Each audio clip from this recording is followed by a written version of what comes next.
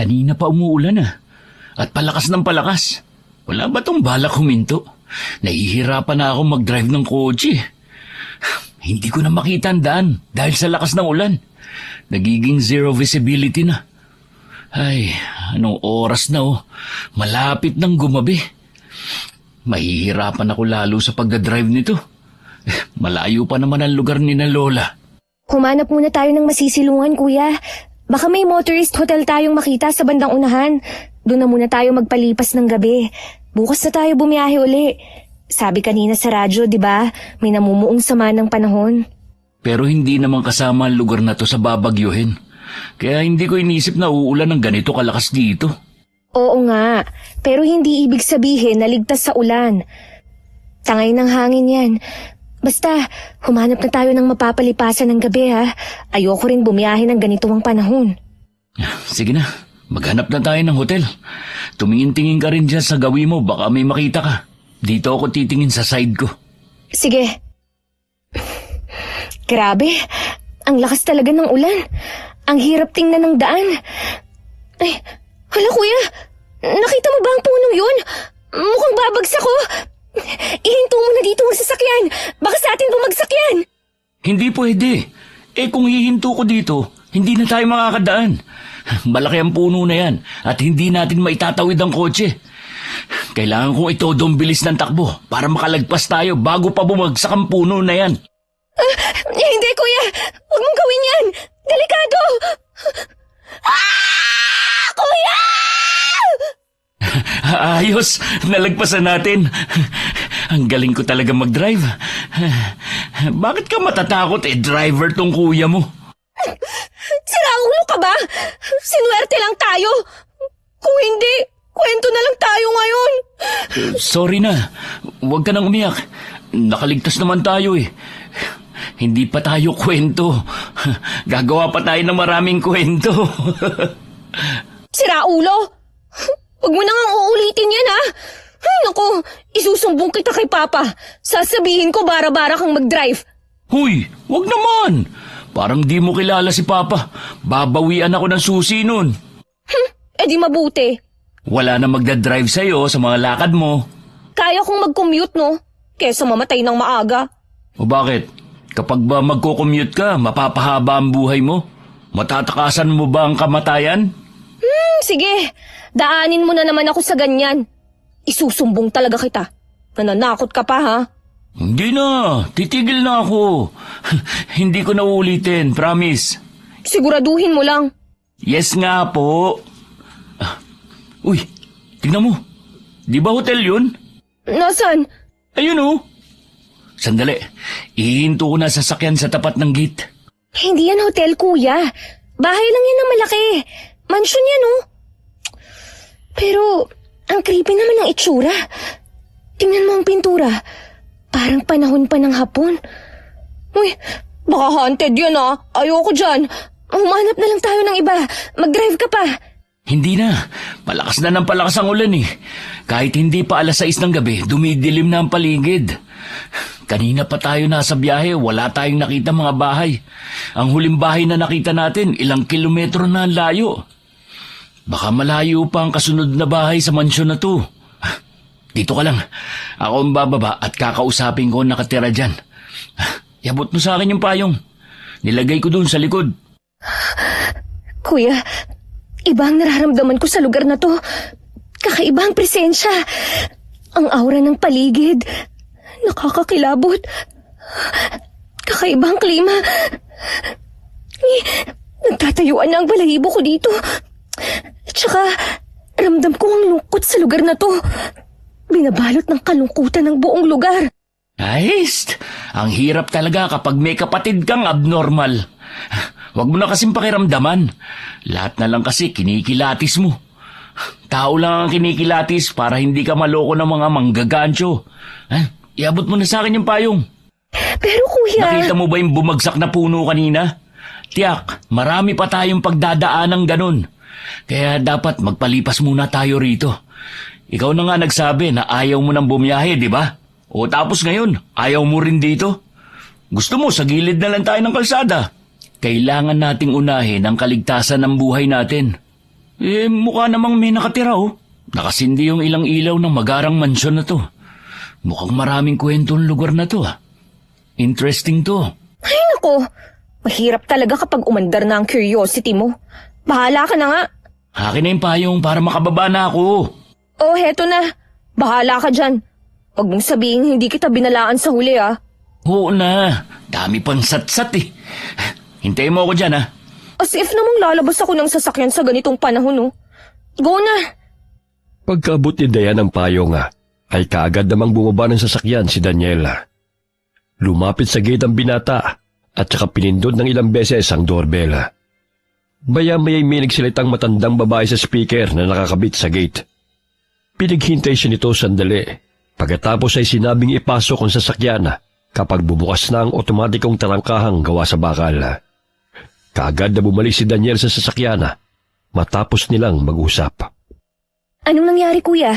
May nakausap ka ba? Oo, matandang babae pala nakatira dito. In fairness, ang high-tech naman pala ng mansyon na ito. Akala mo haunted? Judgmental ka. Mukhang hindi lang nagpapintura kasi mahal din yun ah. Ang laki kaya ng bahay na to. Malaki-laking pera ang uubusin sa pagpipintura dito. Paminsan-minsan kasi i-apply mo rin ang kasabihan na don't judge a book by its cover. Ewan ko sa'yo. Anong sabi ng nakausap mo? Pumasok na raw tayo. Bubukas daw yung gate. Paano? Ayun oh. Automatic ang gate. Ang bangis. Saan ka pa? Tara, pasukin na natin ang haunted mansion ni Lola. Sira ulo ka? Kapag yan nagkatotoo talaga ha, iiwan kita dito. Hindi mangyayari yun. Hindi ka kaya marunong mag-drive. Ay, sandali. Nakikita ko na yung matandang babae. Ayun siya oh. Kumakaway. Mukhang dito niya ipapagarahin sa sakyan natin. Ihinto ko na dito. Tapos lapitan natin siya. Mauna ka na kaya? Ayoko. Nakakaramdam ako ng kakaiba sa kanya. Hindi ko ma-explain. Basta, may kakaiba siyang aura. Hay naku, talaga naman. Kung hindi ako sanay sa'yo at sa third eye mo, baka hindi kita isinama sa pag-uwi dito sa probinsya. Tara na, bumaba na tayo. Lapitan na natin si Lola. Habang naglalakad sila palapit, titig na titig si Dayan sa matandang babae. Kinikilatis niya itong mabuti. Malapad ang ngiti nito at napakaamo na mukha. Ramdam niyang may mabuting puso ang matanda, kaya napanatag siya. Pero ramdam pa rin niya na ang buong lugar ay binabalot ng hiwaga. Dahil sa prosesyong nagpapataas ng kilabot sa kanyang katawan, hinayaan na lamang niya makipag-usap ang kapatid. At ito na rin ang pinagdesisyon niya sa lahat. Hanggang sa inagaw ng kuya niya ang kanyang atensyon nang pumitik ito sa hangin gamit ang daliri. Lutang ka na naman eh. Halika na. Pumasok na tayo sa loob. Pumayag na si Lola na magpalipas tayo ng magdamag dito sa bahay niya. Sumunod na tayo sa kanya. Ituturo niya raw sa atin yung kwartong ipapahiram niya. Kuya, Tama na, Dayan. Nandito na tayo. Isang gabi lang to. Hindi tayo magtatagal. Okay? Kasama mo naman ako eh. Kaya hindi tayo mapapahamak dito. sige. Oh, halika na. Halina kayo. Sumunod kayo sa akin. Pasensya na kung matagal akong maglakad. Matanda na kasi ako. Tapos may kalakihan ang bahay na ito. Ano nga palang pangalan nyo? Tawagin nyo na lang akong Lola Remy. Naku, ayos lang po, Lola. Ako po si Daniel. Siya naman po ang kapatid ko, si Dayan. Hindi naman po kami nagmamadali. Ayos lang po kahit abutin tayo ng madaling araw bago makarating sa kwarto. Para pagkapasok namin, lalabas din agad. Para di nakabahan ang kasama ko. Palabiro ka pala, iho. Ang mga taong masayahin, hindi tumatanda ang itsura. Tama po kayo, Lola. Tingnan niyo po ang itsura niyo. Mukha lang po kayong 50 years old. Ilan taon na po ba kayo? 60 plus na ako, iho. Aba, batang-bata po itsura niyo ah. Kung mabilis-bilis ho kayo maglakad, di malalaman ang edad niyo. Mas mukhang bata pa kayo sa mga magulang namin eh. Naku, mahusay kang pumuri, binata. Kuya, nakakahiya ka. Ayusin mo ang joke mo. Saka ayusin mo rin ang pakikipag-usap kay Lola. Nakakahiya sa kanya, oh. Huwag mo na siyang pagalitan, Iha. May ganyang tao talaga. Nakatutuwa nga ang kuya mo. Hindi itinatago ang tunay na ugali. Lola, wala po ba kayong kasama dito? Masyado pong malaki ang mansyon eh. Tapos, kayo lang mag-isa? Wala namang problema kung mag-isa lang ako. Sanay na ako sa ganon.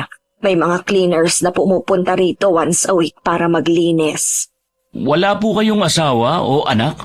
Matagal nang wala ang asawa ko. Pero paminsan-minsan ay dumadalaw siya kapag namimiss ko. Yung anak ko naman, nasa kabilang bayan, nag-aasikaso ng negosyo. Umuuwi siya dito kapag may libreng oras. Isa lang ang anak namin ni Teryo. Babae, Belinda ang pangalan niya. Mapagbiro din po kayo, no? Patay na ho ang asawa ninyo pero dinadalaw kayo? Paano po yun? Nagmumulto? Kung yun nga ang mabilis na paliwanag, ganun na nga. Kuya, hindi niya sinabing patay na. Ikaw naman pinatay mo na agad. Pasensya na po kayo, Lola. Sa kuya kong sobrang advance mag-isip. May nararamdaman akong enerhiyang palapit. Ha? Mukhang malakas ang pakiramdam mo, Enen. Tama ka. Ang parating nararamdaman mo ay si Burdok. Siya ang aso ko, pero hindi siya tumatahol. Tahimik lang siya. Ayan na siya. Oh, huwag kayong matakot, mabait siya. Nangaamoy talaga siya kapag nangingilala. Nangangagat po ba siya? Hala, lumayo ka sa akin, Burnok. Hindi ako masarap, promise. Burdok ang pangalan niya, hindi Burnok. Natural na nangangagat siya. Aso siya eh.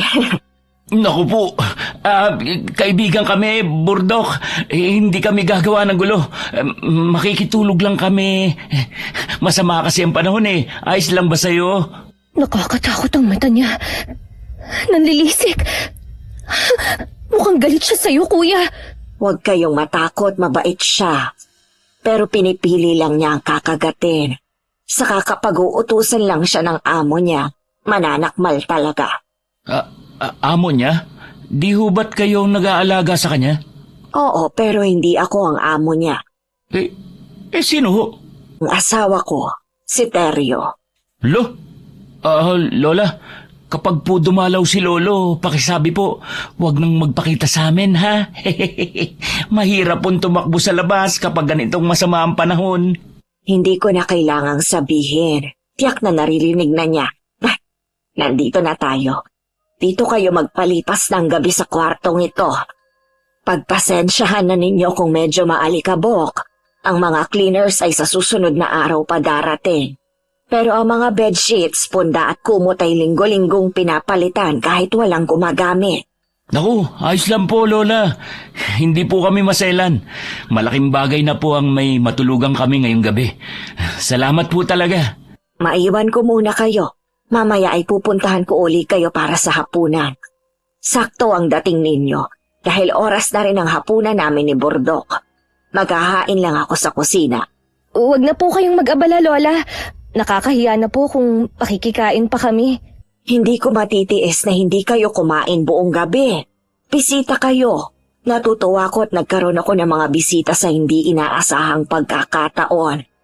Kayo lang ang motoristang naglakas ng loob na kumatok sa aking bahay. Ang iba'y, kapag nasisiraan ang sasakyan, kahit ako nang mag-alok ng tulong ay tumatanggi sila. Ang mga tao, hindi mo talaga maintindihan kung bakit palaging hinuhusgahan ang panlabas na anyo. Ako ang nagpapasalamat sa inyo dahil ngayong gabi, binigyan ninyo ng kulay ang buhay ko. Kaya saluhan niyo ako mamaya, ha? Sige ho, Lola. Wala akong problema. O siya, sige. May iwan ko muna kayo. Palagi siyang nakangiti. Ramdam ko ang lungkot sa kanya dahil sa mga pangungutya siguro ng iba. Pero hindi niya dinaramdam. Bakit kaya siya nakangiti na para bang hindi naapektuhan ng lungkot? Sobrang lungkot ng bahay na to. pero siya ang totoong nagbibigay ng kulay. Aba, nakilatis mo na agad ang matanda ah. Mabuti at mukhang hindi ka natakot sa kanya. Magsha-shower ka ba? Mauna ka na, kuya. Sige. Habang naghahapunan na, hindi mapakali si Diana.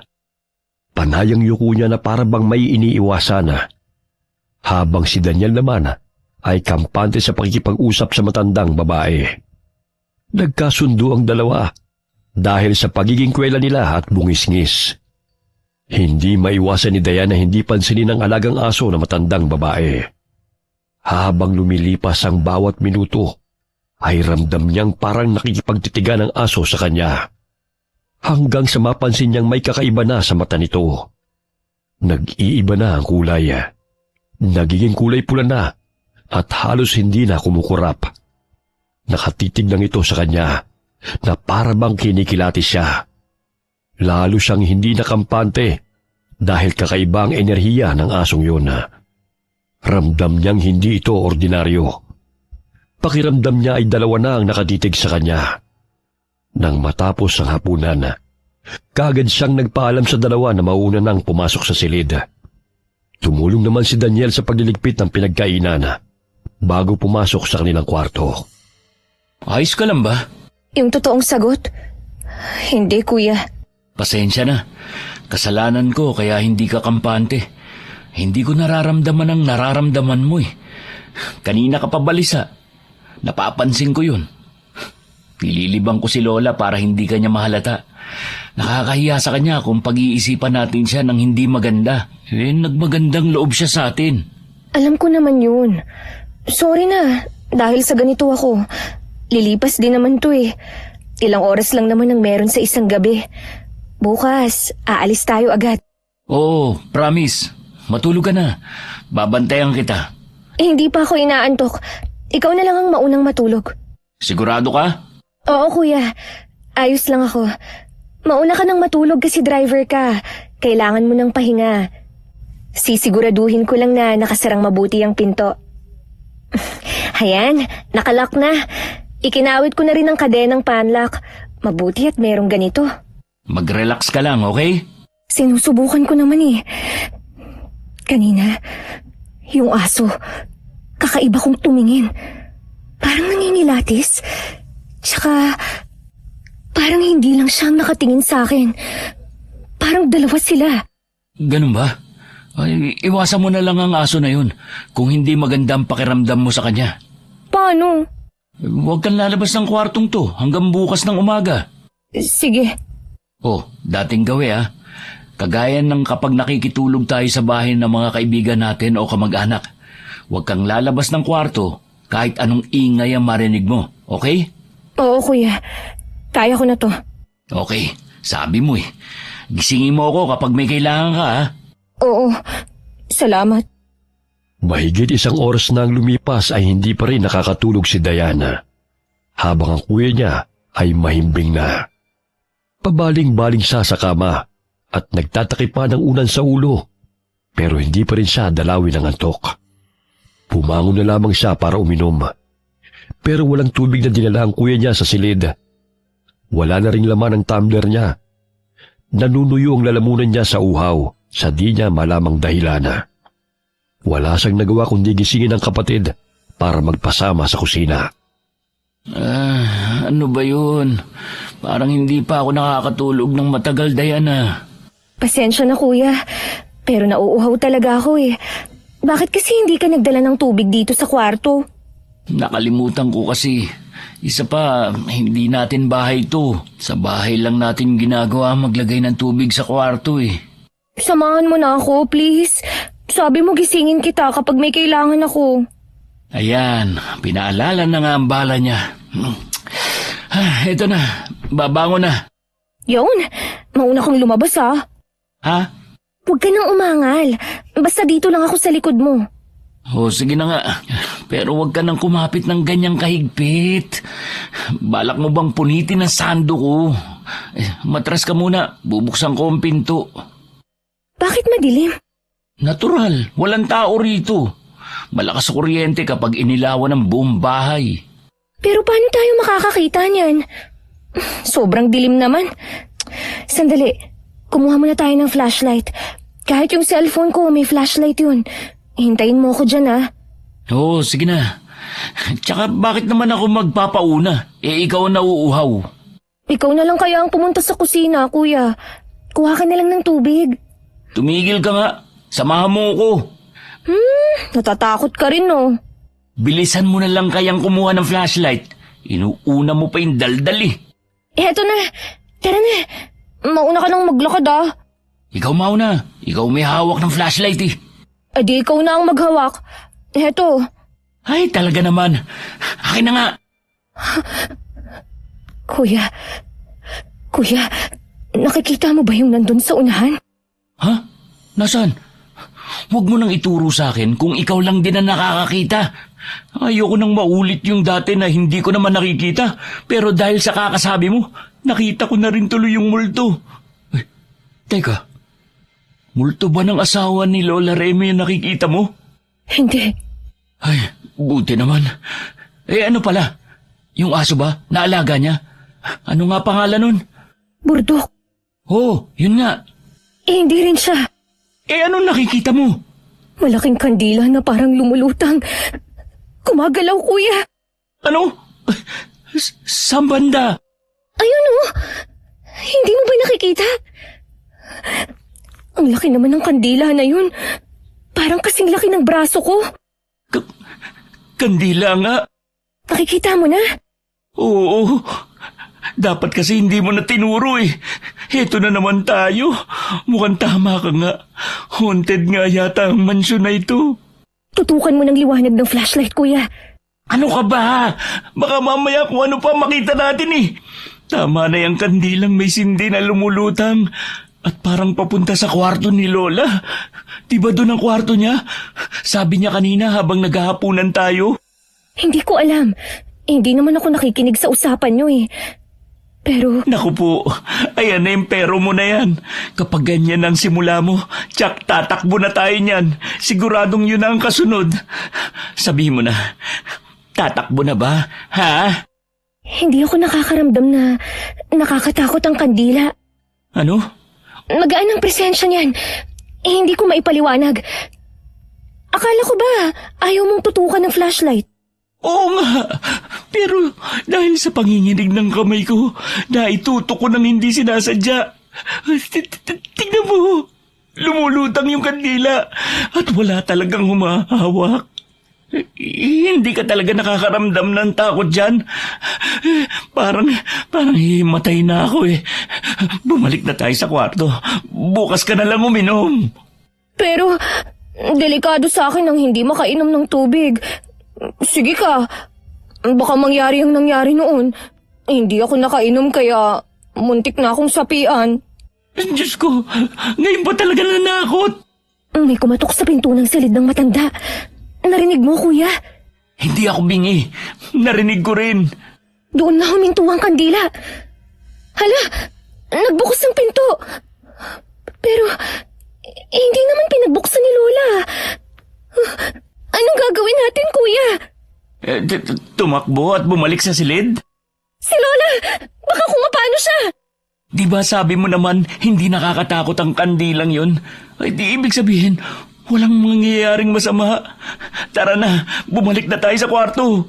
Hindi, kuya. Hala, nagsara bigla ang pinto ng silid niya. Pagkatapos pumasok ng kandilang nakalutang. Dali, kuya! Hoy, anong gagawin mo?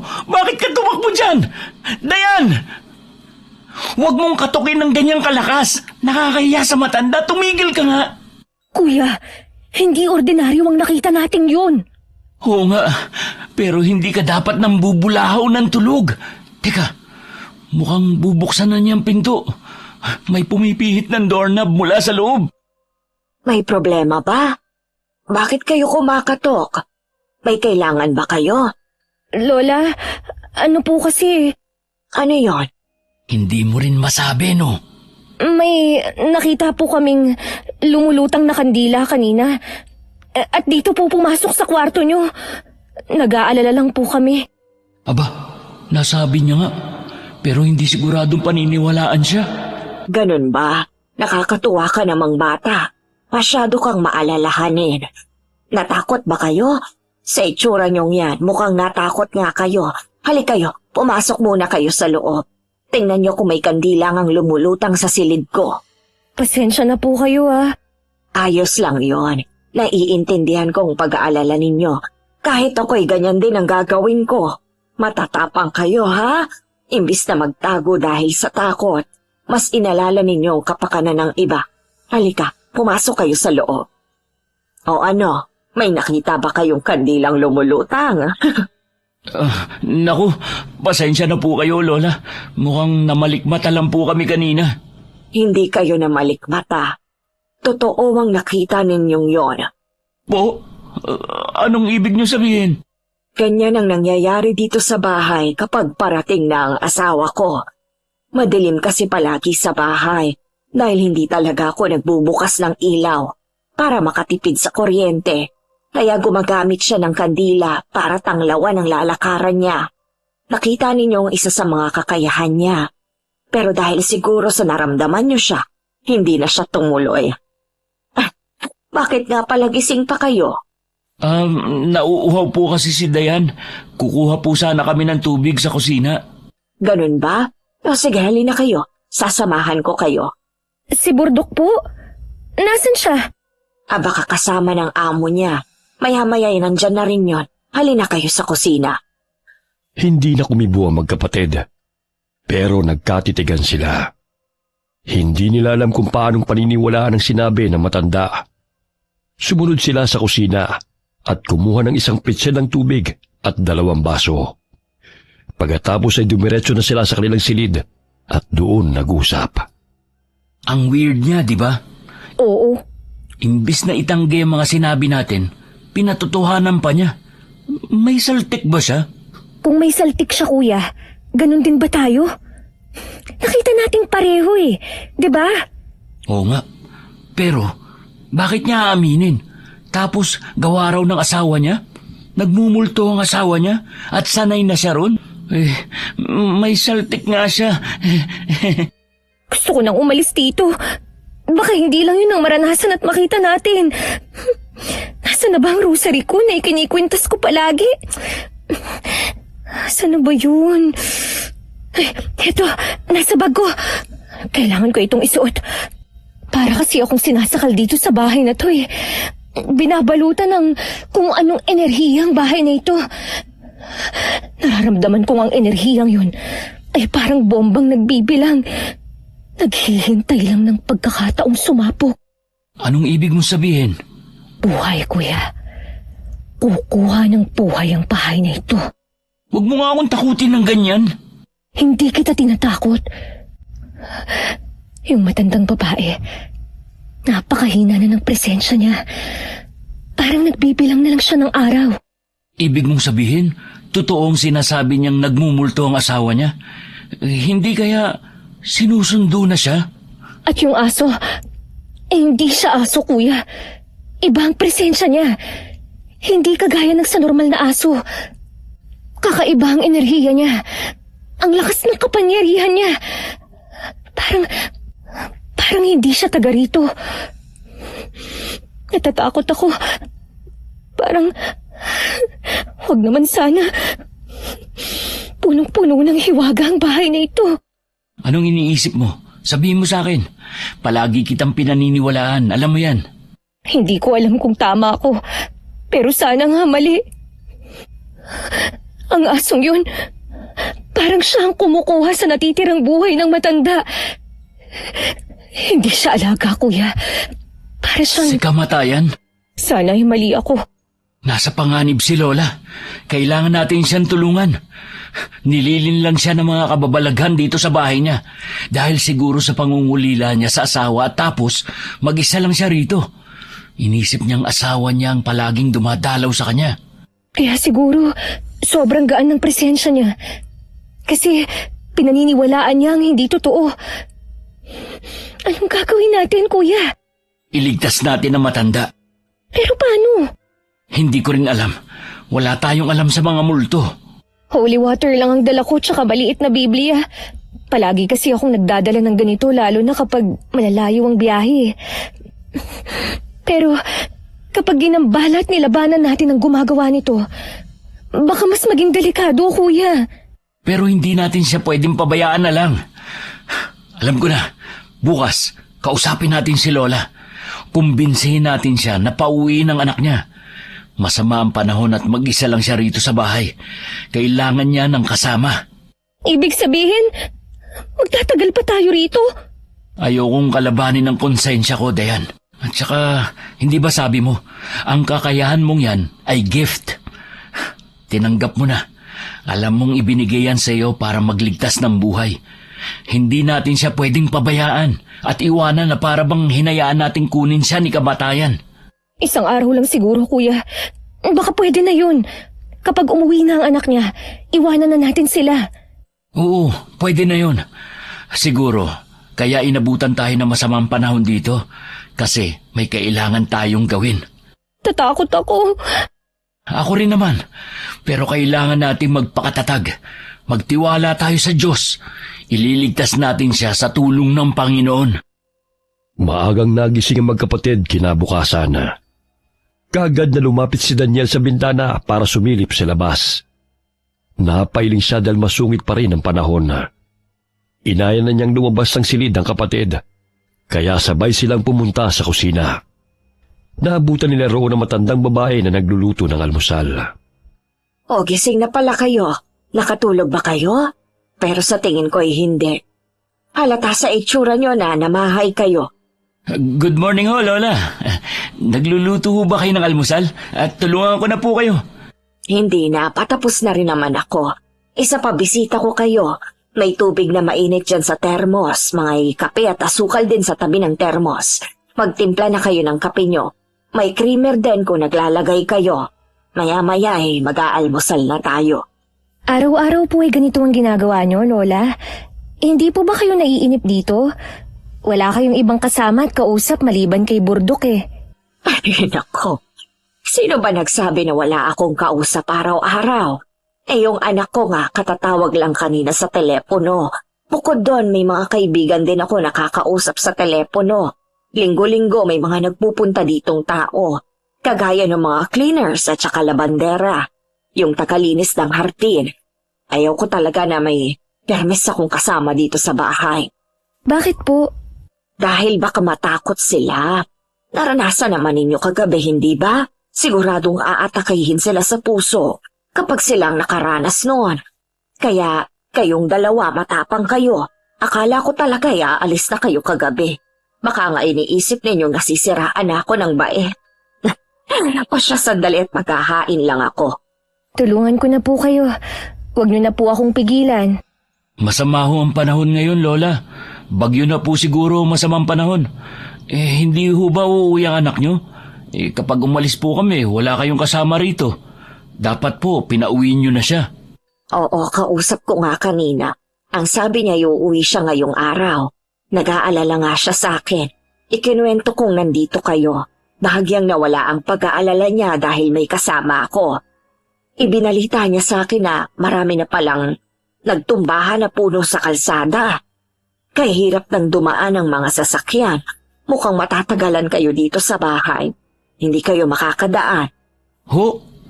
Yung anak nyo, may dadaanan ho ba siya papunta rito? Oo, nakakadaan pa naman daw ang motor. Pero ang kotse hindi na. Halina kayo, kumain na tayo. Lola, yung aso niyo po, kanino po galing? Si Burdok. Galing siya sa asawa ko. Alaga niyang iniwan sa akin para maging bantay ko. Ilan taon na pong patay ang asawa nyo, Lola? Patay? Nako, hindi patay ang asawa ko. Nasa ibang lugar lang siya. 10 taong gulang si Belinda nang iniwan kami dito. Pero madalas siyang pumasyal. Nagtatrabaho siya sa ibang lugar. Parang gano'n na nga. Sa lugar kung saan siya naroon ngayon. Doon galing si Burdok. Hindi po pangkaraniwang aso si Burdok, Lola. Tingnan niyo po siya. Tahimik lang na nakaupo sa gilid. Parang nakikinig. Nag-iisip. Nagmamatsyag. Tama ka. Ano nga uli ang pangalan mo? Dayan po. Diana, kagaya mo si Burdok, hindi nga pangkaraniwan. Isa siyang bagat. Bagat? Ngayon lang po ako nakarinig ng ganong breed ng aso. Saan lugar ho nagmula ang mga bagat? Sa lugar na bawal ang tao. Natigilan si Dayan nang marinig ang sinabi ng matanda. Nabitiwan niya rin ang hawak na tinidor dahil sa pagkabigla, kaya nahulog ito sa sahig. Yumuko siya para kunin ito. Pagkadampot sa tinidor ay napatingin siya sa aso. Nakatuon na naman sa kanya ang paningin nito. Bigla siyang napangat ng ulo nang makitang naglabas ng matutulis na pangil ang bagat. Nauntog pa siya sa lamesa na ikinagulat ng dalawa. Sorry po. Ano nangyari? Wala, kuya. Kumain lang kayo. Pasensya na kung kulang sa panlasa ang niluto ko. Matanda na ako at bawal ng malalasang pagkain. Bagat? Bakit? Wala, kuya. Parang sumama lang ang pakiramdam ko. Masama ang pakiramdam mo? Baka dahil natakot ka kay Burdok nang sabihin kong isa siyang bagat. Huwag kang mag-alala, iha. Mabait siyang aso. Maniwala ka, hindi kayo sasaktan ni Burdok. Nandito siya para bantayan ako. Lola, sa tingin ko po, matanda na kayo para mag-alaga pa ng isang hayop. Minsan po mga hayop, nagiging mabangis at agresibo kapag gutom. Baka saktan kayo. Bakit hindi nyo na lang po ipamigay si Burdok o kaya itali o ikulong? Naku po, mukhang nagalit si Burdok sa mga sinabi mo. Napatayo siya. Tumaas lalo ang tayo ng tainga niya at parang gustong manakmal. Napaangil siya na bihira niyang ginagawa. Burdok, behave. Nagbibiro lamang ang bisita. Masyado lang silang nag-aalala sa akin. Huwag ka nang magalit. Hindi ka nila sasaktan. Mukha nga hong nakakaintindi siya. Pasensya na, hindi ko dapat sinabi yun. Nakita mo na, Burdok. Hindi niya yun intensyon. Kumalma siya. Napatingin si Daniel sa aso at kita pa rin niya ang panilisik ng mata nito habang nakatitig sa kanya. Kinabahan siya dahil sa pag-iisip na baka nagalit na nga sa kanya ang hayop at anumang oras ay atakihin siya nito. Naging ilag niya siya sa hayop na yun matapos ang sandaling yun. Pagkalipas ng ilang oras, nakita niya ang kapatid na nakatulala habang nakatingin sa langit. Nasa sala sila para magpalipas ng oras. Tinawag niya ang kapatid, kaya nakuha niya ang atensyon nito. Lumayo na ito sa may bintana at naupo sa sofa katabi niya. Kuya. Kanina ka pa tahimik ah. Sa bagay, tahimik ka naman talaga kasi ugali mo na yan. Pero ang tumulala na para bang nag-aalala. Iba yan. Ano ba iniisip mo? Baka pareho tayo. Yung asong yun. Isa raw bagat. Ngayon lang ako nakarinig ng ganong uri ng aso. May ganun ba? Hindi yun aso, kuya. Ano? Paanong hindi? Kita mo namang aso siya.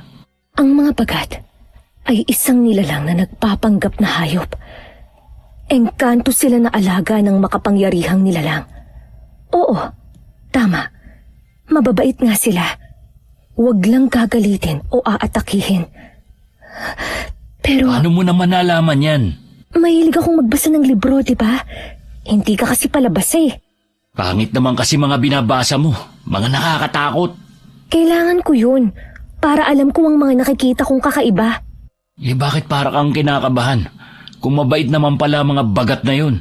Alaga siya ng asawa niya, di ba? Nasaan ang asawa niya? Hindi naman daw patay. Nasa ibang lugar lang na hindi pwede ang mga tao. Oo nga no. Narinig ko na sinabi niya yun. Saan lugar yun? Sa lugar ng mga elemento, kuya. Pwedeng isang engkanto ang asawa niya. Maligno o kahit anong nilalang mula sa lugar na yun. Sandali nga. Hindi ko maintindihan ang pinupunto mo eh. Pakiramdam ko, kaya kakaiba ang enerhiyang bumapalot sa bahay na to. Dahil pinoprotektahan ng asawa niya. At ang bagat na yun ay ipinadala para bantayan siya.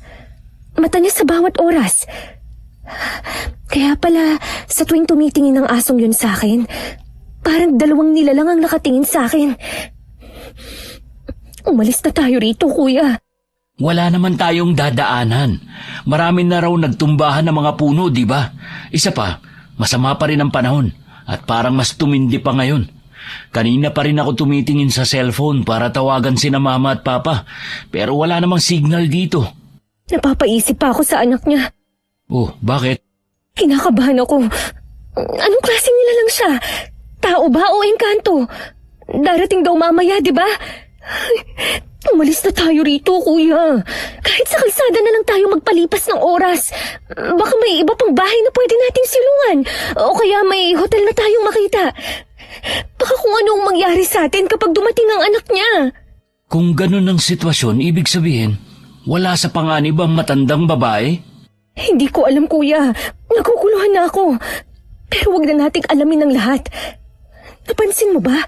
Kada tanong natin ay sinasagot niya ng totoo. Bakit? Di ba dapat inililihim niya ang mga ganong bagay? Bakit niya sinasabi sa atin? Ano ang pakay niya? Tama ka.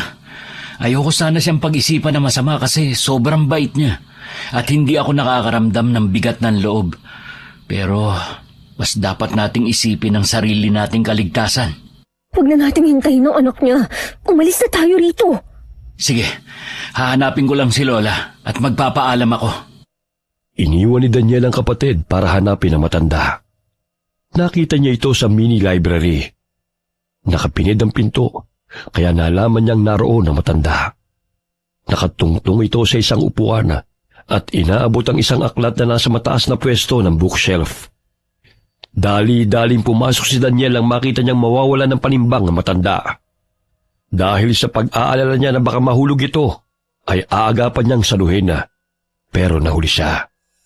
Bumagsak na ang matanda sa semento. Tinulungan na lamang niya itong tumayo at iniupo sa upuang nasa gilid.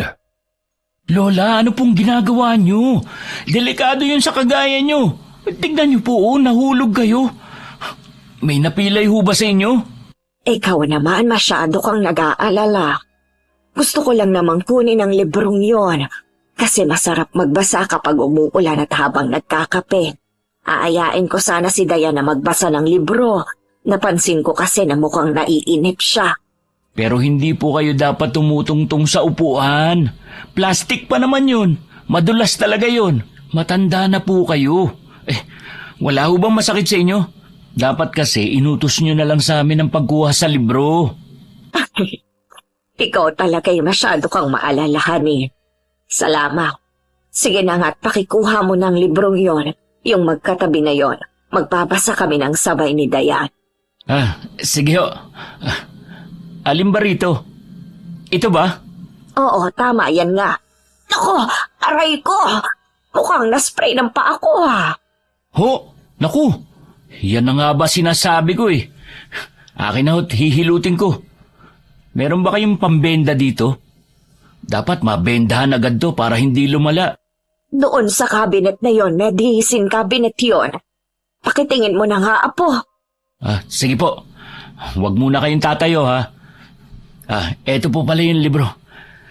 Tignan nyo nga, napilay na kayo. Kaya dapat may kasama kayo rito eh. Kailan ba darating ang anak nyo? Paano namin kayo maiiwan ngayon kung ganyan ang kalagayan nyo? Aalis na kayo? Kwan ho kasi Lola. Hindi ko naman kayo pipigilan na umalis. Pero pwede bang hintayin niyo muna si Belinda? Kung hindi lang ako napilay hindi ko kayo pipigilang umalis. Kaso lang, nahihiya tuloy ako. Naku Lola, wag po kayong mahiya. Tsaka isa pa, hindi ko po kayo kayang iwang mag-isa sa ganyang kalagayan. Hihintayin po namin ang anak nyo bago po kami umalis. Maraming salamat talaga, iho. Pagkatapos hilutin ni Daniel ang paa ng matanda, ay nilagyan niya ito ng benda para hindi malamigan. Nagpatid din ang matandang babae sa sala at doon niya inaya si Diana na magbasa ng libro. Nagpresenta naman si Daniel na siya na magluluto ng pagkain nila hanggang sa hapunan. Lumipas ang oras at nakatulog si Diana sa pagbabasa ng libro. Nagising siya nang makarinig ng mga tawanan sa kusina. Madilim sa sala nang idilat niya ang kanyang mga mata. Dahil sa malalaki at makakapal na kurtina sa bawat bintana ng sala, ay lalong dumilim ang paligid. Natuon ang paningin ng dalaga sa bandang kusina dahil naroon ang liwanag at ang ingay na kanyang naririnig. Tumayo siya at naglakad papunta roon para tignan kung sino ang kausap na matandang babae. Sumilip siya sa may pinto at nanlaki ang kanyang mga mata sa nakita. Sisigaw na sana siya sa takot nang biglang may tumakip sa kanyang bibig. Shh! Huwag kang maingay. Ako to. Kuya? Hinanap kita sa sala kasi palilipatin na sana kita sa kwarto. Pasensya ka na, nakatulog ako. Naalimpungatan ako kasi wala ka sa tabi ko. Bakit ka pala nandito? Narinig ko ang tawanan nila. Tingnan mo, kuya. Oh, dumating na pala ang anak ni Lola Remy. Maganda pala siya, pero hindi kamukha ni Lola. Baka yung tatay ang kamukha. Basta babae, dun talaga diretso ang mata mo. Hindi naman siyang sinasabi ko eh. Eh ano ba? Wala naman akong iba nakikita. Si Lola na masayang kumakain ng tinapay habang nagkakape. Yung anak niya na kumakain ng dinner pa siguro yan, kasi karni. Hindi siya mahilig sa kanin. Tapos yung aso nila na kumakain din. Ngayon ko lang siya nakitang kumakain. Parang kakaiba ang pagkain niya. Ano yun? Kulay itim kasi. Sunog sigurong karni yun. Yan lang ang nakikita mo. Bakit? Meron pa bang iba? May kasama silang lalaki. Matangkad na payat. Sobrang taas niya. Abot sa kisame ang ulo. Matulis ang tenga niya. Sobrang puti niya. Kakaiba ang damit niya at kumikinang siya. Kamukha siya ng anak ni Lola. Siguro, siya na ang asawa ni Lola. Engkanto niyang asawa? Engkanto? Wala akong nakikita. Seryoso ka ba dyan? Wala ka kasing third eye. Kinilabutan naman ako sa sinabi mo. Umalis na nga tayo rito. Halika na. Mas mainam nang magkulong tayo sa kwarto. Mas ligtas tayo dun. Hinila ni Daniel ang kapatid.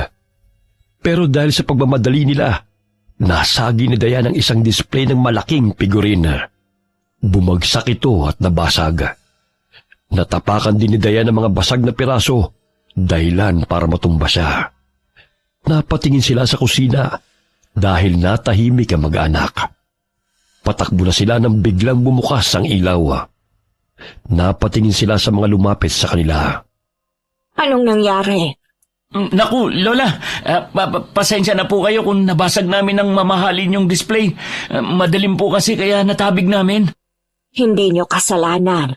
Kasalanan ko yan dahil hindi ako naglalagay ng ilaw sa mga daanan. Nakalimutan ko kasi may bisita nga pala ako na baka natidiliman.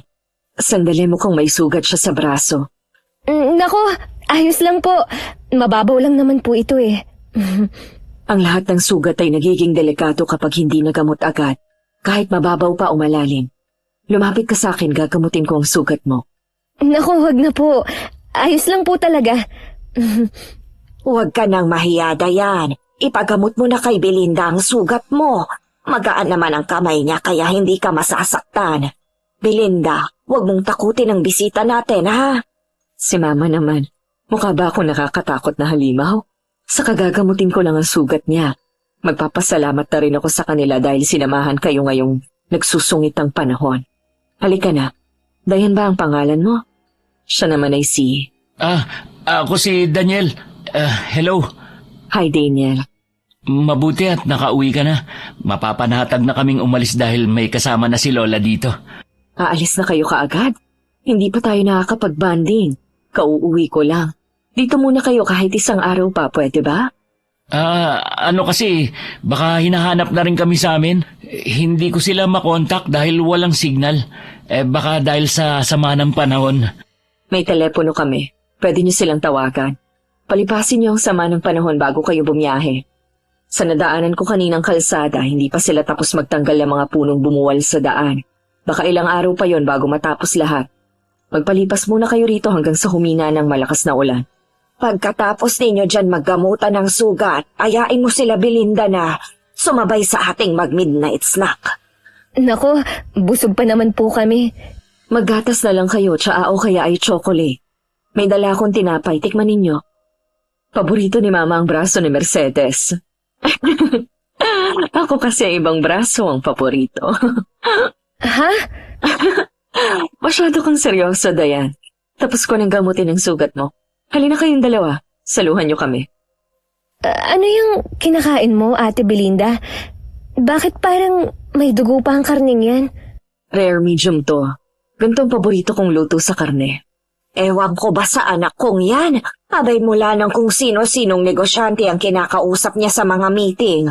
Natutunan niyang kumain ng mga hilaw na karne. Hindi po ito hilaw. Medyo hilaw lang. Uso to. Tama po. Marami na talagang kumakain ng mga ganyang pagkaluto ng karne. O diba, Daniel? Buti pa si Daniel alam niya. Ano namang klaseng juice yung iniinom mo, ate? Real fruit juice to. Ayoko kasi sa mga artificial na puro asukal lang laman.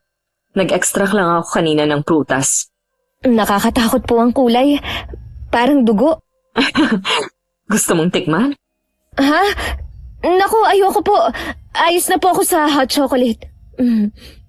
Kahit masayang kausap ang mag-ina, naiilang pa rin si Dayan dahil sa kakaiba niyang pakiramdam. Lalo na kay Belinda, na alam niyang nagsisinungaling ang babae. Amoy na amoy niya ang lansa ng iniinom nito. Dahil sa kanyang third eye, ay mas lumakas din ang ibang senses niya sa katawan. Ipinagtaka rin niya na biglang nawala ang engkantong nakita niya kanina. Habang si Burdock ay hindi na umalis sa pagkakaupo nito sa tabi ng matandang babae.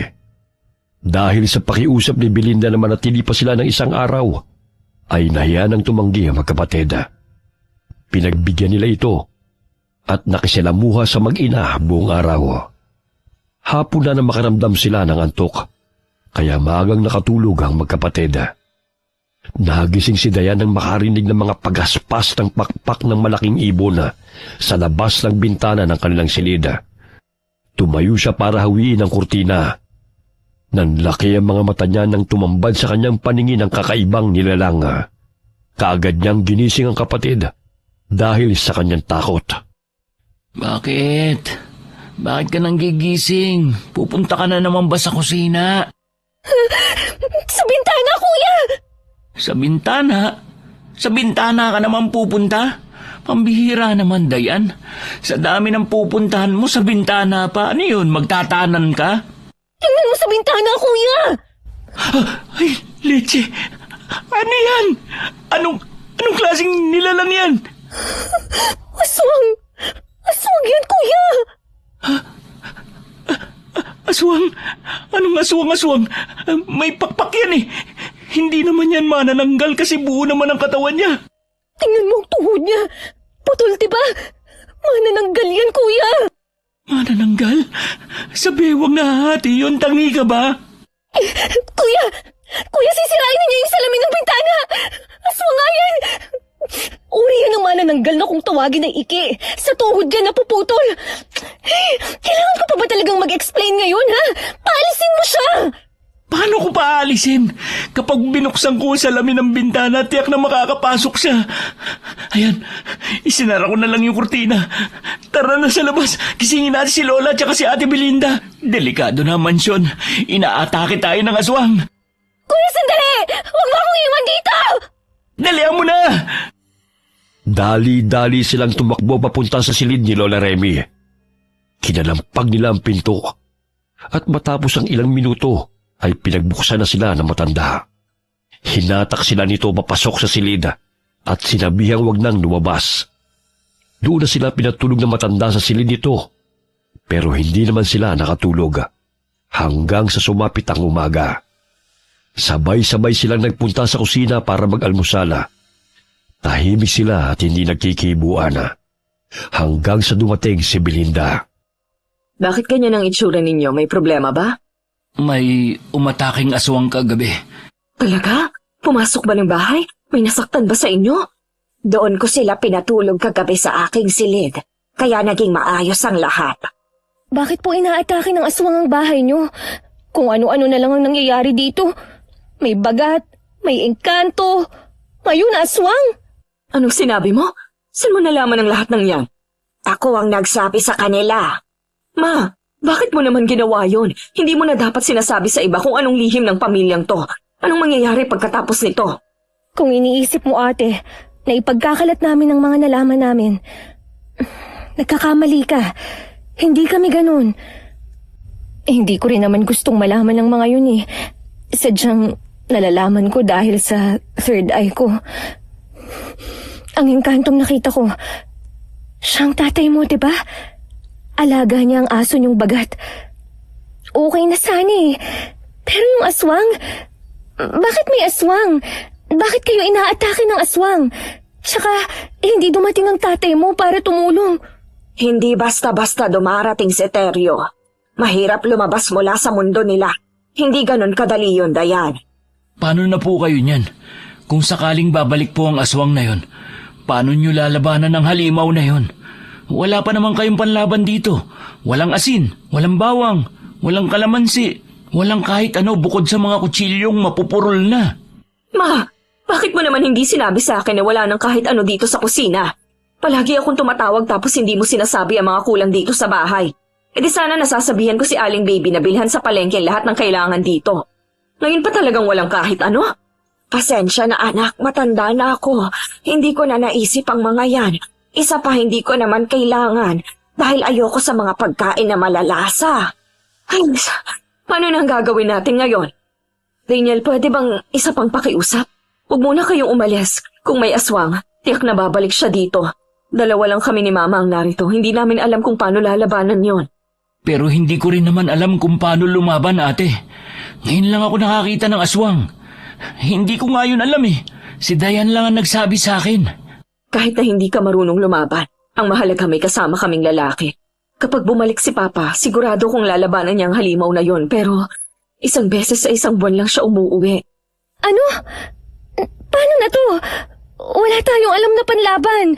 Wala rin namang mga pangontra dito. Ang meron lang po ako eh, yung kaunti kong holy water na nakalagay sa bote ng pabango. Tapos itong rosary na palagi kong ikinikwintas. Tsaka yung maliit kong Biblia. Pero hindi ko alam kung pwede ng panlaban ng mga yun. Kumuha na lang tayo ng kahit anong pwedeng makapatay sa aswang. Wala tayong paraan kundi ang patayin siya. Hindi! Huh? Baka kami lang ang sinasalakay ng aswang na yon. Hindi kayo pwedeng madamay dito. Umalis na kayong magkapatid. Huwag na kayong sumali sa gulong ito. Hindi, Mama. Sino bang sinasalakay ng aswang? Di ba sila? Baka gutom ang aswang na yon at dahil sa sugat ni Dayan ay naaamoy niya. Baka inakala niyang malapit na siyang mamatay kaya umaatake. Kung paalisin mo sila ngayon, tiyak nahahabulin sila. Mas delikado sa kanilang nasa kalsada. Baka maaksidente sila. Isa pa, malalayo pang mga bahay kasunod nitong atin. Wala silang mahihinga ng tulong. Tama si Daniel. Dapat nating patayin ang aswang kapag bumalik siya mamayang gabi. Tiyak na babalik siya. Kuya? Tulungan natin sila, Dayan. Ayokong kainin ng konsensya kapag iniwan natin sila at mapahamak sa aswang na yon. Mamaya, maghanap tayo ng mga gamit na pwedeng makapatay sa aswang. Kahit na ano, basta makakapatay sa kanya. Pwede siguro nating ihalo ang holy water sa iba pang tubig. Baka magkabisa yun tapos kapag nahuli natin ang aswang, lunurin natin siya dun. Tama. Pwede nating subukan ng lahat. Maghahanap ako ng mga drum sa bodega para ipunan ng tubig. Pagkatapos ng pananghalian, saka sila naghanap ng mga gamit panlaban sa aswang. Nagdala si Belinda ng ilang drum para lagyan ng tubig. Pero nang buksan nila ang gripo, wala nang tumutulo na tubig. Dahil jetmatic ang tubig sa mansyon, tinignan nila ang motor. Nalaman nilang nasira ito dahil nasunog. Halos mawalan sila ng pag-asa ng oras na yon. Pero hindi sumuko ang magkapatid. Kumuha si Daniel ng ilang tubo ng bakal na nakaimbak sa bodega para kahit papano ay may panghampas sila sa aswang. Hinasa rin niya ang ilang patalim sa kusina para magamit. Pagkatapos ay kanya-kanya sila ng pahinga sa kanilang kwarto habang naghihintay sa pagdating ng aswang. Hindi ka ba matutulog, Dayan? Mukhang malalim na naman ang iniisip mo. Kuya, hindi kasi ako mapakali. Bakit? Kanina kasi, habang abala tayo, napapansin ko si Burtok. Panay ang sunod niya kay Lola Remy. Ano naman ang nakakapagtaka ron? Amo niya yun eh. Oo nga, pero napansin kong palagi siyang nasa anino niya. Kahit saan magpwesto si Lola, sumusunod siya at doon humihinto sa anino. Minsan, nakaupo doon, nakatayo, nakahiga, basta laging doon sa anino. Bigla kong naalala, mula nung dumating tayo rito, ganun na palagi ang ginagawa niya. Nawawala lang si Burdok kapag sinasabi ni Lola na pinupuntahan ng asawa niya o sinusundo. Tapos kapag bumabalik, doon na naman siya pumipwesto sa anino ni Lola. Tapos kanina, nung tingnan ko uli siya habang nakahiga doon sa anino, napansin kong malabo na ang anino ni Lola Remy. Ano? Paanong malabo? Hindi na kasing tingkad ang pagkaitim kagaya ng anino natin. Anong ibig sabihin nun? Hindi ko alam. Hindi ko talaga alam, kuya. Hindi kaya nagpapahiwatig yon na nasa panganib talaga siya? Hindi kaya siya ang target ng aswang? Isa pa yan, kuya. Nag-iisip din ako sa aswang na ikina yan. Bakit ngayon lang siya nagpakita nang dumating si Ate Belinda rito? Baka sumama o kaya nasundan si Ate Belinda. Napansin mo ba ang kinakain at iniinom niya? Hindi yun normal, kuya. Amoy na amoy ko ang sariwang dugo. Malakas ang pakiramdam at pang-amoy ko dahil sa third eye ko. Nag-enhance din ang iba-iba kong senses. Kumakain siya ng hilaw na karne. At ang iniinom niya, dugo yun, kuya. Dugo yun. Sinasabi mo ba na siya ang aswang? Ayokong mambintang. Pero paano kung totoo? Papatayin ba natin siya? Kung siya ang aswang, bakit tumutulong siya sa paghahanda natin ng panlaban sa aswang? Paano kung nagkukunwari lang sila? Paano kung nililinlang lang nila tayo? Pero... Natatandaan mo ba si Lola Remy, ha? Diba, itinataboy na tayong paalis? Pinigil lang ng anak niya. Paano kung may balak si Ate Belinda na biktimahin tayo? Sa tingin mo ba masama siya? Mabait naman si Lola Remy ah. Kung gaano kabait at kabuti ng isang tao, pwede pa rin siyang magbunga ng masama. Ayoko nang isipin. Basta, ito na ang huling gabi natin dito. Bukas, aalis na tayo. Humihina na ang ulan, parang aaraw na bukas. Sa ngayon, ang plano ko lang, patayin ang aswang na yon. Para kahit umalis na tayo rito, kampante akong hindi na sila mapapahamak. Paano kung si Ate Belinda ang aswang? Malalaman natin yan. Tiyak naman na hindi kakayanin ni Lola Remy na mapahamak ang anak niya. Baka nga nag-uusap na sila ngayon at nagtatalo kung balak talaga ni Ate Belinda na biktimahin tayo. Gusto mo bang alamin kung anong ginagawa nila ngayon? Natigilan si Daniel sa tanong na yun ng kapatid.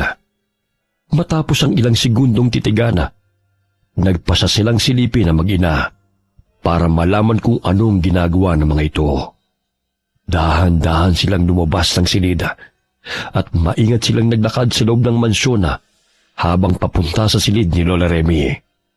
Pagkarating nila sa tapat ng pintuan, ay idinikit ni Dayan ang kanyang tenga sa pinto para alamin kung nasa loob ang matanda. Mukhang wala siya rito, kuya. Nasaan kaya siya? Tingnan natin sa silid ni Ate Belinda. Sige. Teka, ano yun? Alulong ba yun ng aso? Oo, pero sinong aso? Wala namang ibang aso dito kundi si Burdok lang. Siya kaya yun? Bakit siya umaalulong? Nakakatakot naman. Kinikilabutan ako. Mas pumipigat ang presensya ng paligid. Parang may hindi magandang mangyayari. Malamang, nagbabalak tayong pumatay ng aswang. Hindi talaga maganda yon. Ibig mong sabihin, ang alulong na yun ay pagdadalamhati? Bigla naman akong nakonsensya. Bakit naman? Parang wala na tayong pinagkaiba sa mga mamamatay tao eh. Ang pinaplano natin ay gawain ng masasama. Aswang ang papatayin natin, Dayan. Halimaw yun. Kesa naman tayo ang patayin. Parang dahil sa atin, naguluwang pamilya nila. Kung ako ang nasa kalagayan nila. Pagbabalakan talaga tayong patayin dahil marami na tayong alam. Baka nga si Ate Belinda ang aswang. Ano yun? Si Lola Remy yun, di ba? Sumisigaw siya! Puntahan natin. Baka sinugod ng aswang. Mabilis silang tumakbo para hanapin kung nasaan ang matanda. Pero bago pa sila makarating sa silid kung saan ito naroon, nakakita sila ng mga patak ng dugo sa sahig. Bukas sa mga ilaw sa buong mansyon, kaya hindi sila nahirapang kumilos.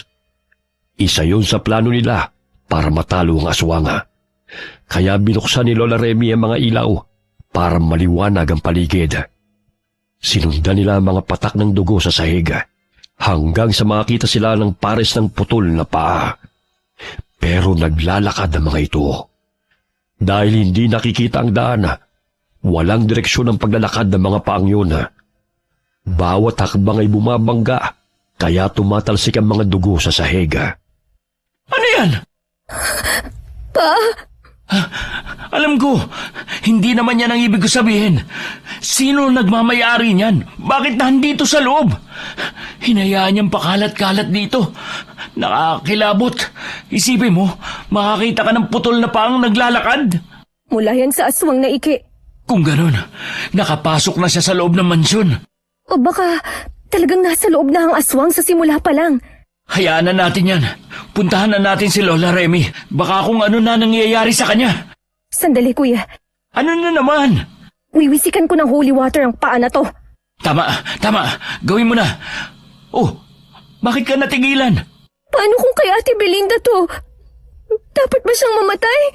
Huwag mo nang isipin yan. Akin na nga. Ako na magwiwisik. Umutungan ang aswang pagkawisik mo sa paa niya. Tama na siguro to. Umuusok na ang paa niya. Halika na. Puntahan na natin si Lola. Dali-dali silang tumakbo para sa kluluhan na matanda.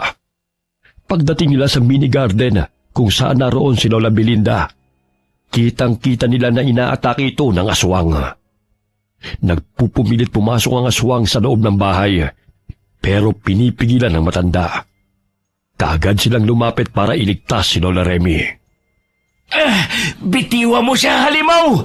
Ako kalabanin mo! Sa tingin mo ba'y matatalo ko ng maliliit mong kutsilyo? Ano bang kailangan mo? Bakit ka umaatake dito? Simple lang. Madali ko kayong malalapa dahil walang tutulong sa inyo. Sasamantalahin ko ang masamang panahon dahil abala mga tao sa pagliligtas sa kanilang buhay. Dapat kayong mamatay. Wag! Parang awa mo na. Huwag mong gagawin. Umalis ka na dito. Kung pagkain ang gusto mo, may malapit na manukan at piggery dito. Pag-aari yun ng pamilya ko. Kainin mo mga hayop na gusto mo. Hahayaan kitang gawin yon. Huwag ka lang ditong umatake. Umalis ka na! Pero gusto kong makatikim ng tao. Ayoko sa'yo kasi matanda ka na. Sila, mga bata pa. Wala akong mapapatay dito! Ang kapal na mukha mo, sunugin ang maganda kong mukha. Gamit ang holy water na yan. Maganda? Nasaan? Kulubot nga ang mukha mo eh. Sige, lumapit ka at hindi ako magdadalawang isip na itarak sa iyong kutsilyong hawak ko. Bagong hasa pa naman to kanina. Dayan, ialis mo na rito si Lola.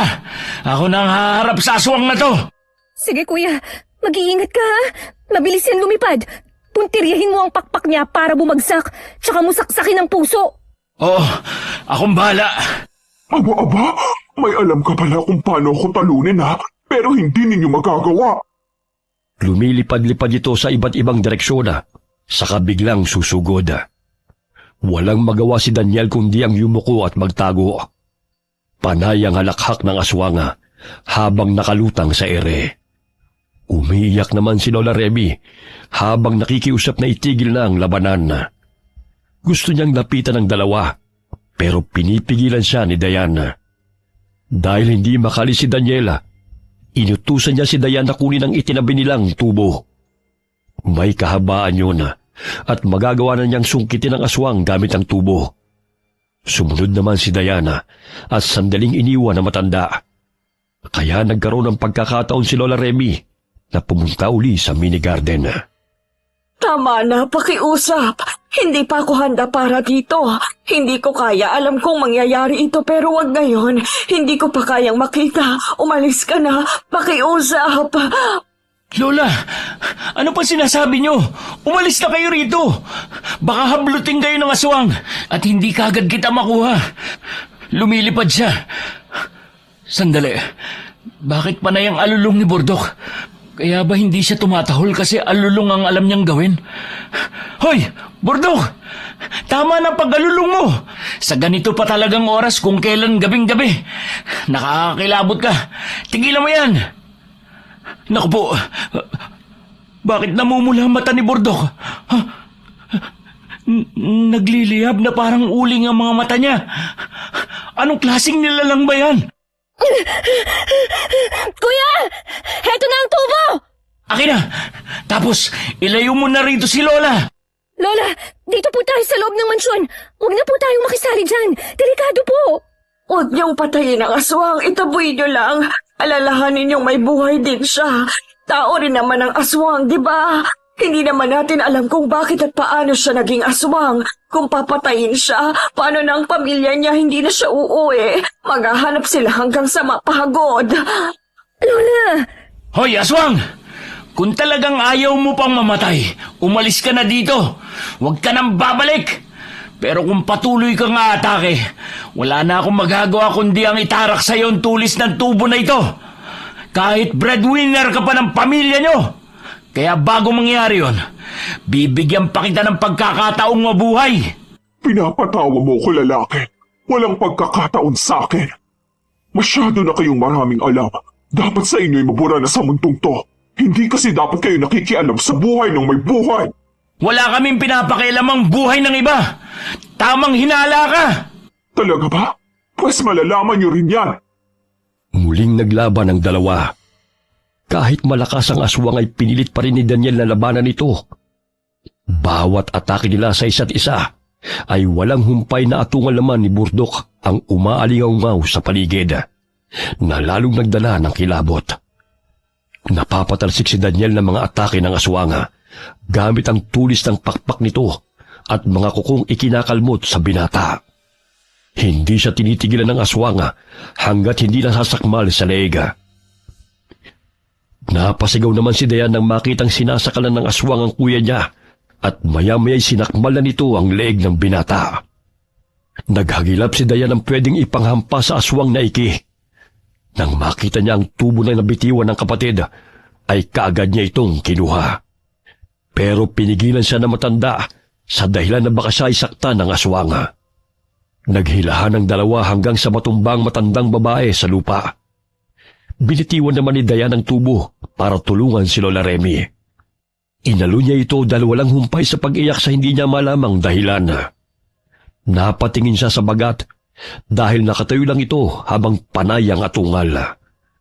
Nakakaramdam na siya ng inis sa aso, kaya doon niya ibinato ang tubo. Nagalit ang bagat dahil sa kanyang ginawa, kaya binalak siyang sugurin. Pero mabilis na niyakap ng matanda ang kanyang alaga at pinakalma ito. Natigilan ng dalawa ng sabay na sumigaw sina Daniel at ang aswang. Kuya! Kuya, anong nangyari? Bakit? Anong... Kuya! Yung aswang, naihagis ko at tumusok ang katawan niya doon sa matulis na bakal ng gate. Kuya! Kuya, mabuti naman at ligtas ka.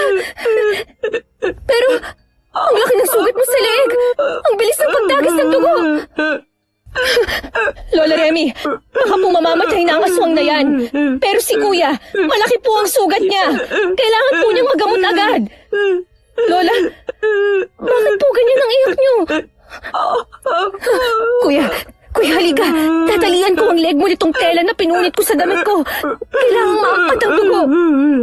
Ang anak ko. Belinda, kung nakinig ka lang sa akin, hindi ito mangyayari. Bakit kasi mas pinili mong katigasan ng iyong ulo? Pero kasalanan ko ang lahat. Hindi ko kayang hadlangan ng tadhana natin. Lola, ano pong ibig niyong sabihin? Wala naman po si Ate Belinda dito ah. Teka, oo nga pala. Nasaan siya? Bakit hindi siya tumulong sa paggabi sa aswang? Dahil siyang aswang. Ano? Anong sinabi mo, Kuya? Tama ka, Dayan. Siyang aswang. Tignan mo ang katawan niyang nakasabit sa gate. Bumalik na sa pagiging tao. Tulungan niyo siyang makababa. Pakiusap. Gusto kong mayakap ang anak ko. Si Ate Belinda. I'm sorry, ate. May kutob na akong ikaw yan. Pero, pwede namang pag-usapan eh. Bakit kailangan pang umabot dito ang lahat? Sandali lang. Ibababa ko siya. Kuya, baka... Mahina na siya, Dayan. Hindi niya na magagawang manakit.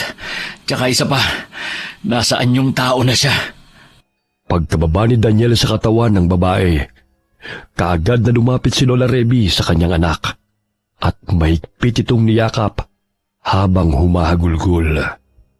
Anak ko, patawarin mo ko. Wala akong lakas para ipagtanggol ka.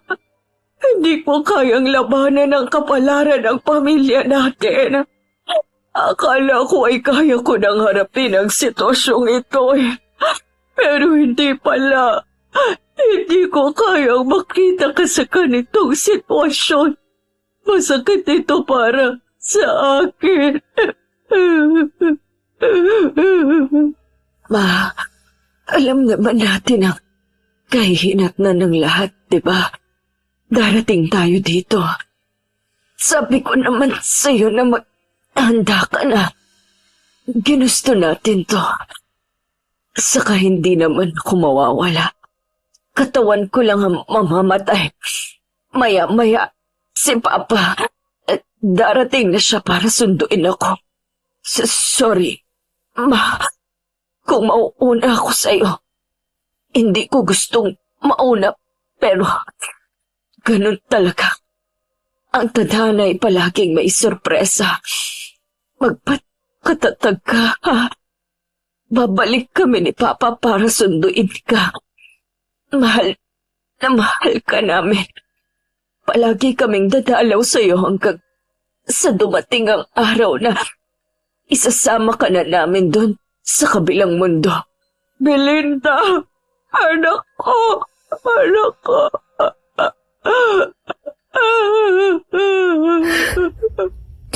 Ate, sorry po. Hindi naman namin intensyon ng lahat eh. May kutob na akong ikaw ang aswang, pero nagdalawang isip ako. Mas pinaniwalaan ko na halimaw lang na gutom at gustong Huwag kang mampiktima. humingi ng tawad. Nakatanda ang lahat ng ito. Sobra akong nagpapasalamat sa ginawa ninyo sa akin. Daniel, huwag kang makukonsensya, ha? Ang buhay ko ay hanggang dito na lang. Salamat sa pagtuloy niyo sa bahay namin. Nalaman kong may ibang handang magprotekta kay Mama, kaya mapapanatag na akong iwan siya. Salamat sa inyong dalawa. Patawad, ate. Hindi ko alam. Wala akong alam. Oo, wala kayong alam. Dahil kung alam na ninyo, hindi ito magaganap. Hahaba na naman ang araw na aming hihintayin para lang maulit ang sitwasyong ito.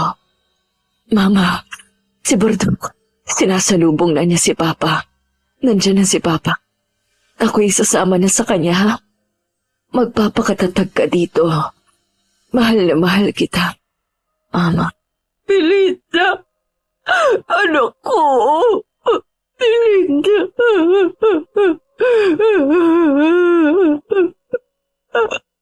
Napatingin ang magkapatid kay Burdok dahil wala na naman itong humpay sa pag-atungal habang nakatingin sa langit. Maya-maya'y umihip ang malamig na hangin habang patuloy sa pagbuhos ang banayad na ulan. Ang mga dahon sa mga punong nakapaligid sa mansyon ay isa-isang bumabagsak ng marahan sa lupa. Hanggang sa mga dahon ay namuo na para bang tinitipo ng mahinang ipo-ipo. Ilang segundo lang ang lumipas at naging bulto ito ng tao at naglakad ng marahan palapit. Teryo, Biglang tumakbo si Burdok sa namuong dahon. Kumakawag pa ang buntot niya na parang masaya. Hindi siya natakot doon. Baka kalaban yan. Hindi. Isa siyang engkanto, kuya. Siya ang tatay ni Ate Belinda. Ano? Sinusundo na niya ang kanyang anak. Tingnan mo. Inuunat niya ang kanyang kamay. Naramdaman mo ba yun? hinipan ng hangin ng katawan ni Ate Belinda na para bang may itinulak. Yung kaluluwa ni ate, humiwalay na sa katawan niya. Tapos, naglakad palapit sa tatay niya. Tignan mo yung dahon na namuong bulto ng tao. 2 na. Si Ate Belinda na yung isa, kuya. Grabe, mababaliw yata ako nito. Totoo ba ito? Nasasaksihan ko ba talaga ang lahat ng to? Teryo, ikaw nang bahala sa anak natin, ha? Remy, huwag kang malungkot. Hindi naman nawala ang anak natin. Tapos na ang kapalaran niya sa mundong ito. Isasama ko na sa aking kaharian. Dadalawin kita ng madalas dito hanggang sa dumating ang araw na ikaw naman ang aking susunduin. Magkakasama rin tayo sa aming mundo. Doon, magiging masaya tayong pamilya at kumpleto. Oo, Teryo.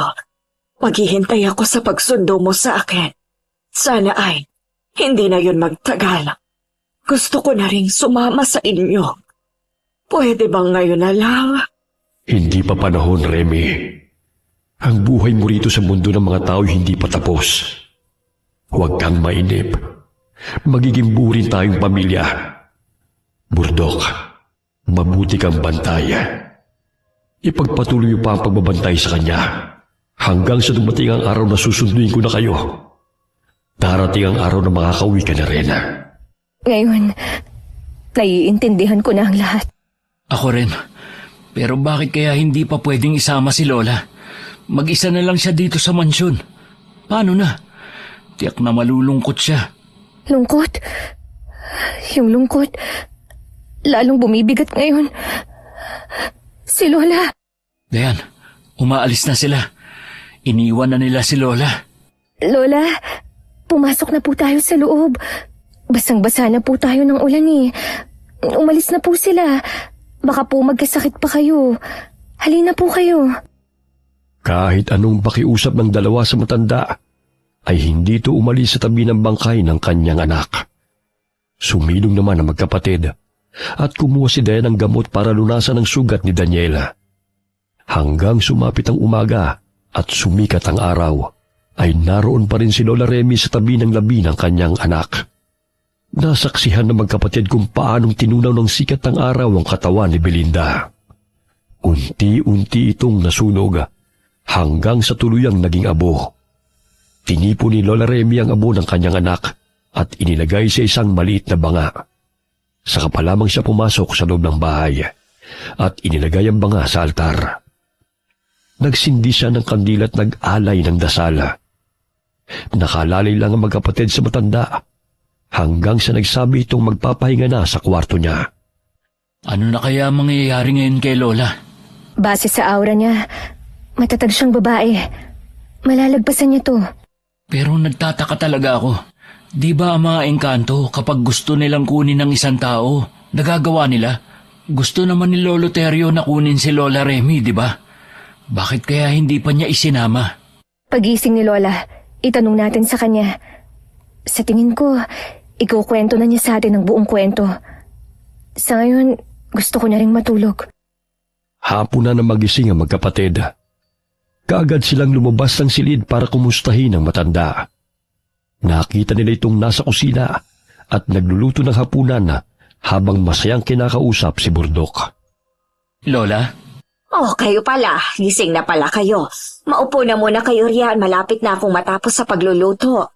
Dinamihan ko ng niluluto kong pagkain dahil darating ang mga housekeepers. Kumusta na po kayo, Lola? Mukhang masaya po kayo ah. Kagabi lang. Shh! Tambasag kay. Mukhang kinakalimutan na niya ang nangyari. Binabalik mo pa. Makakalimutan niya ba yun agad-agad? Kayo talagang dalawa. Nakatutuwa kayo. Diana, Po? tulungan mo kong maghain at nang makakain na tayo. Opo, Lola. Lola, kailan po pala darating ang mga housekeeper? Bukas. Bukas pa po pala. Bakit nagluto na po kayo agad? Ilalagay ko sa ref para bukas ipapainit ko na lang. Hindi na kasi ako makakapagluto kapag nandito na sila dahil kailangan ko silang bantayan habang naglilinis. Ganun po ba? Kumain na tayo. Lola, pasensya na po ah. Pero dahil po sa nasaksihan na namin ng mga kababalaghan na nangyayari dito sa bahay niyo, baka po pwedeng ikwento na ninyo ang buong kwento. Para po wala nang maiwang tanong sa isip ko. Siya, sige. Bala ko talagang ikwento sa inyo ito. Sumpa ho ba ang lahat ng iyon? Marahil ay ganun na nga. Nagkakilala kami ni Teryo sa gubat.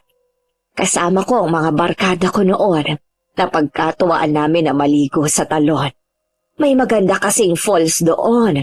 Binawalan kami ng magulang ko na pumunta doon kasi nga ang talon daw na yun ay nangunguha ng buhay. May nagbabantay daw kasing engkanto. Hindi kami naniwala at tinawanan lang namin yon. Ilang araw nang lumipas at wala nang masamang nangyari. Kaya naisip kong hindi totoo ang panakot nila. Wala talagang engkantong namamahay sa talon na yon. Pero dahil sa paniwala kong yon, doon nagsimulang magpakita si Teryo. Siya po ang bantay sa talon? Hindi siyang bantay sa talon, pero siyang bantay sa gubat. Lagi niya akong ginagamitan ng kapangyarihan para takutin, pero hindi ako natatakot hanggang sa nagpakita siya sa akin. Lalo akong hindi natakot kasi para sa akin ay napakagwapo niya kahit ibang itsura. Na-inlove po kayo agad? Nako, siguro nga. Tapos po, Naging magkaibigan kami at nahulog ang damdamin namin sa isa't isa. Inalok niya akong sumama sa kanya, pero tumanggi ako. Kasi kapag kinuha ng engkanto ang tao, mamamatay ang katawang lupa. Saka hindi ko kayang iwan ang mga magulang ko. Nalaman ng reyna nila ang pag-iibigan namin ni Teryo. Mahigpit yung ipinagbabawal. Dahil doon, pinaghiwalay kami. Pero matigas ang ulo ni Teryo. Tumakas siya para lang sumama sa akin. Kaso nang madalas na kaming magkasama, napapansin ng mga magulang ko na nag-iiba raw ang kilos ko. Lagi ako nagkukulong sa kwarto. Hindi na ako nakikipagkita sa aking mga kaibigan. Nag-alala sila. Naririnig daw nilang nagsasalita akong mag-isa at minsan ay tumatawa pa. Ganun po talaga ang mangyayari kasi hindi nila nakikita ang engkanto. Ako nga po hindi rin ako maniniwala kung hindi lang dahil sa kapatid kong may third eye. Ano po palang nangyari? Dinala po ba kayo sa mental? Muntik na, pero gumawa ng paraan si Teryo. Nagsatao siya minsan. Umakyat siya ng ligaw sa akin.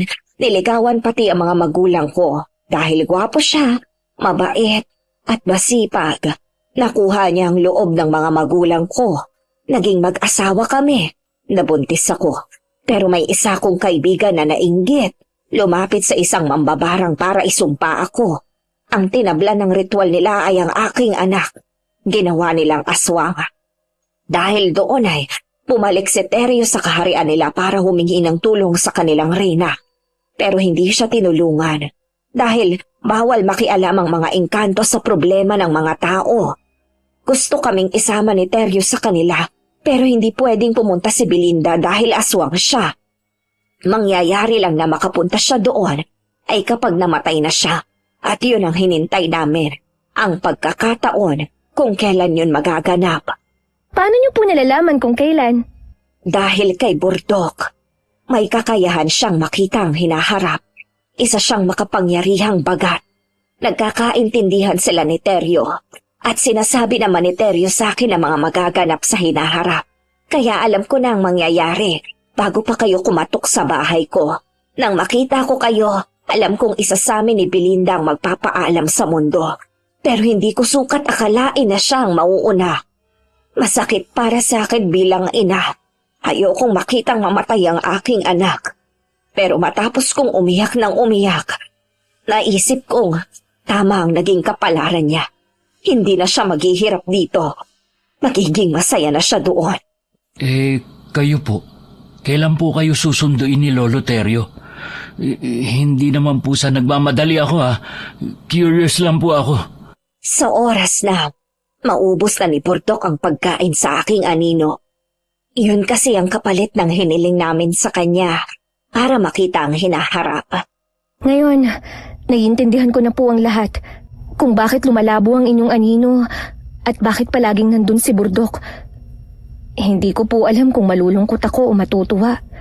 Kasi kapag nangyari yun, makakasama niyo na po ang inyong mag-ama. Naiintindihan ko na rin kung bakit nababalot ng kalungkutan ang lugar na ito. Ito po ang mga naipon ninyong lungkot at pangungulila na itinatago niyo sa maganda niyong ngiti. Hindi na ako nalulungkot ngayon, Dayan. Nasasabik na akong makasama ang aking mag-ama. Wala na akong kailangan pang gawin sa lugar na ito.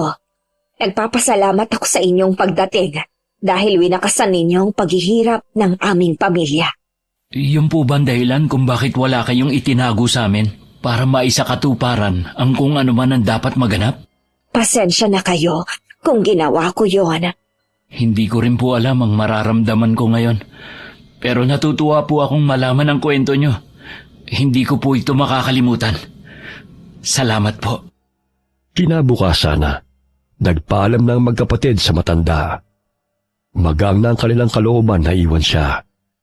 Dumating na rin ang mga housekeepers na hinihintay ni Lola Remy, kaya napanatag ang dalawa. Habang nasa biyahe, nag-uusap pa rin sila dahil hindi sila makapaniwalang naranasan nila ang kababalaghang yun. Dayan, Bakit kuya? yung anino ni Lola Remy, kumusta na? Yun ba? Himala naging interesado ka bigla. Gusto mong malaman kung mahaba pa ang buhay niya? Hindi naman sa ganun, pero Wala na siyang anino, kuya. Naubos na ni Burdok. Narinig mo ba kanina? Pagkalabas natin sa bakuran ng mansyon, ha? Umalingaw-ngaw ang malakas na atungal ng bagat. ha? Hindi ko narinig yun Si Lola. Hindi ko alam kung kailan siya susunduin. Kung ngayon na ba, mamaya o bukas. Pero ngayon, isa lang ang sigurado ako. Masaya akong magkakasama-sama na sila sa kabilang mundo. Umagit na ang katahimikan sa magkapatid. Nakatutok lang ang tingin sa unahan ng kalsadang binabaybay ng kanilang sasakyan. Tumatakbo sa isip ni Dayan na ang lahat ng tao ay may kanya-kanyang kwento. At bawat kwento ay may kabuluhan. Minsan, inaakala nating hindi makulay ang ating buhay. Pero ang totoo, ang bawat segundong lumilipas sa buhay natin ay gumuguhit ng kulay. Hindi man natin ito nakikita, pero sa paningin ng iba, namamangha sila. At wala tayong kaalam-alam doon. Ano man ang pagsubok na haharapin sa buhay, magpatuloy lamang. Dahil bawat natatapos nating lakbayin, may ibang nabibigyan ng pag-asa. Okay, sana po nagustuhan niyo ang kwento natin ngayon. Shoutout po tayo kina Josefina Coracha. Hi kay Reynilda Garcia. Shoutout sa Buendia family, kina Billy Ray, Jenny May, at Ray Buendia. Kaling kay Lucy Buendia. Kamusta po kayo? Shoutout kay Beth Royo at kay Jasmine. Hi kay Migs from Bicol. Hi Honey Love Sweet Man from Bahrain. Hi kay Ronilo Torreyon from Mandaluyong. Alright, marami pong salamat sa inyong lahat and God bless all of you.